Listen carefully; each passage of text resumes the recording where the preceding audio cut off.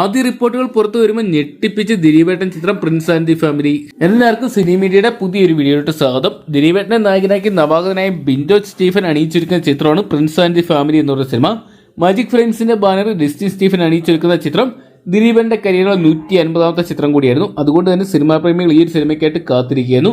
എന്തൊക്കെയാണ് ചിത്രം ഇന്നത്തെ തിയേറ്ററിലോട്ട് എത്തിയപ്പോൾ ഗംഭീര വരവേൽപ്പ് തന്നെ ചിത്രത്തെ നേടിയെടുക്കാൻ സാധിച്ചിട്ടുണ്ടായിരുന്നു. അത്യാവശ്യം ഭേദപ്പെട്ട ഒരു ബുക്കിങ്ങും ചിത്രത്തിന് സ്വന്തമാക്കാൻ സാധിക്കുന്ന കാഴ്ച നമ്മൾ കണ്ടാണ്. എന്തൊക്കെയാണ് സാധാരണ ഒരു ദിലീപേട്ടൻ ചിത്രങ്ങൾ വരുമ്പോൾ കടുത്ത ഡീഗ്രേഡിംഗ് നേരിടുന്നതാണ്. എന്നാൽ പ്രിൻസ് ആൻഡ് ദി ഫാമിലി എന്ന് പറയുന്ന സിനിമയ്ക്ക് അത്യാവശ്യം പോസിറ്റീവായിട്ടുള്ളൊരു ഓപ്പണിംഗ് തന്നെ നേടിയെടുക്കാൻ സാധിച്ചിട്ടുണ്ട്.